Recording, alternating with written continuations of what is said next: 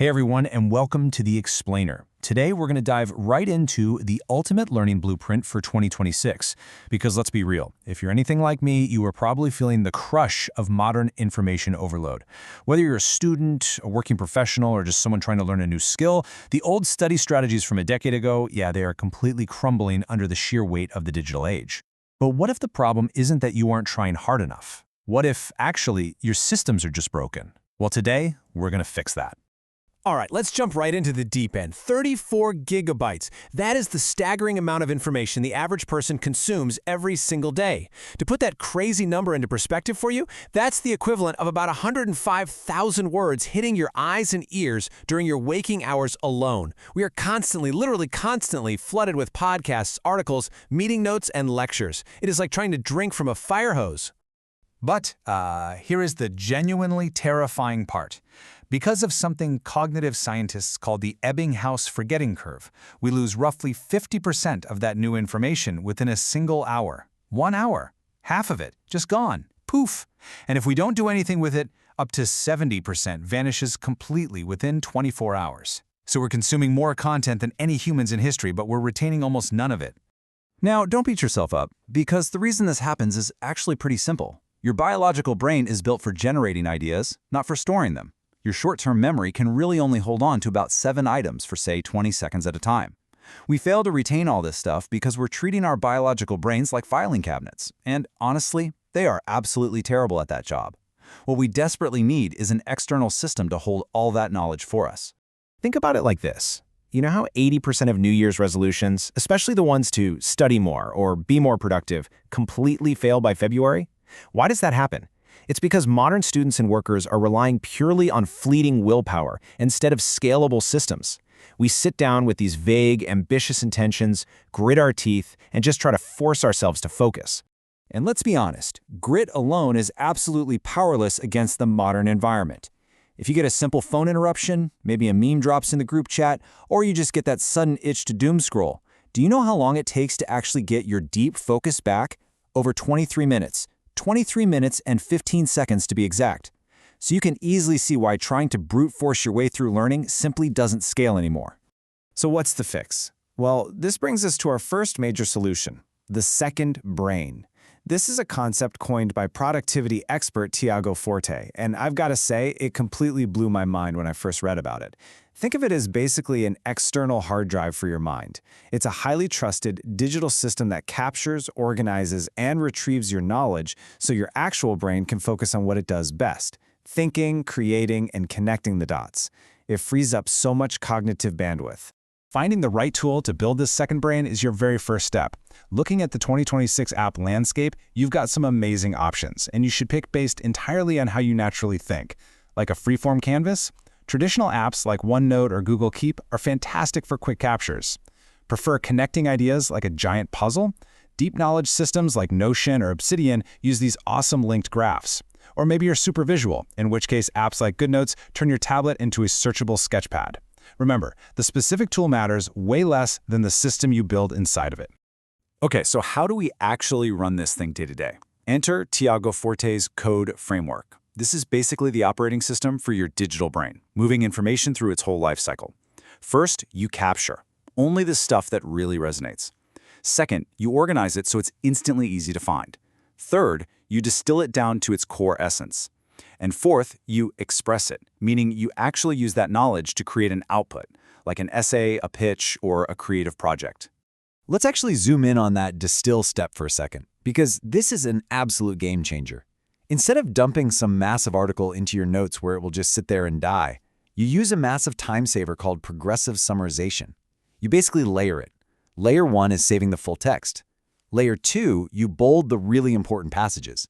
Layer 3, you highlight the absolute key phrases inside that bold text. And finally, Layer 4, you write a tiny executive summary at the top in your own words. It compresses a huge article into this high-density, instantly usable insight for your future self. And for organizing all those notes, use the PARA method: projects, areas, resources, and archive. Now here is the absolute most crucial point. You have to organize your notes by how actionable the information is, not by the topic. It's totally flipped. Projects have hard deadlines. Areas are your ongoing responsibilities. Resources are just topics you're interested in. And the archive is for finished stuff. This guarantees the most urgent information is always right there when you need it. All right, so you've built this perfectly organized second brain. It's humming along nicely. What's next? Well, you have to actually test that information to make it stick. Let's talk about active recall. This isn't just passively rereading your notes until your eyes glaze over. It's the practice of actively stimulating your memory. You're forcing your brain to retrieve the info. And the best part? In 2026, we have the ultimate personalized tutor to help us do exactly this: AI. There was this fascinating recent study involving first-semester pharmacy students that tested this exact setup. They used ChatGPT to generate practice quizzes directly from their own lecture notes. But they didn't just type, "Hey, make me a quiz." No. They used a super specific prompt strategy based on Bloom's taxonomy. They fed the AI their notes and specifically told it to write multiple-choice questions at the higher-order apply and analyze levels, deliberately telling it to skip the basic remember level stuff. But here's where they totally hit the nail on the head. The real secret to their success was how they treated the technology. They used AI as an interactive tutor, definitely not as a foolproof shortcut. The most valuable part of their study session wasn't even taking the quiz. It was rigorously verifying every single one of ChatGPT's answers against their original course material. Because, AI can sometimes hallucinate plausible but totally wrong answers, the deliberate act of cross-checking is actually what deepened the students' understanding of the complex biology concepts. Now we pivot to the final step, cementing that knowledge permanently into your biological brain. It's the classic battle of massed practice, which is just a fancy term for cramming all night before an exam, versus spaced practice, where you revisit the material across days or weeks. Sure, cramming might barely get you through a test the next morning, but it is an exhausting, soul-crushing habit that practically guarantees you'll forget everything by next week anyway. Spaced practice works because it relies on something called the spacing effect.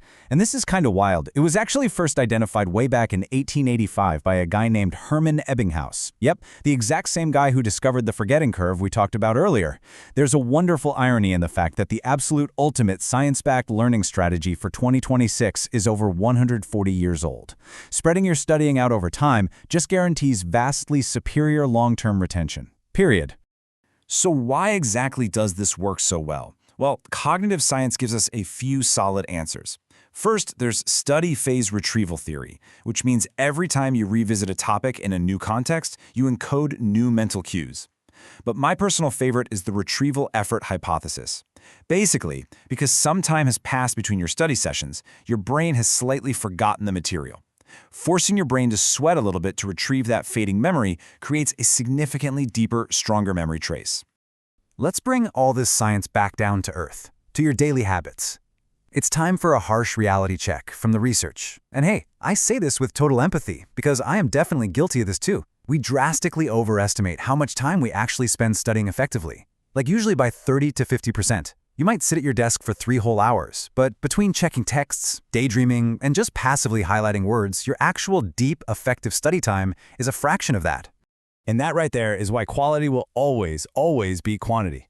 Once you combine a second brain to hold your knowledge, AI-driven active recall to test yourself, and spaced repetition to cement it in your memory, the math completely changes.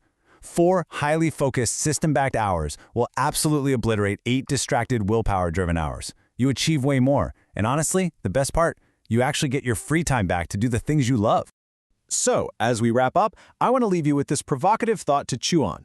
Take a hard look at your own habits. Are you burning yourself out trying to just study harder, or are your systems just fundamentally broken? It is totally time to stop relying on grit, stop fighting the forgetting curve with pure willpower, and start building your own ultimate learning system today.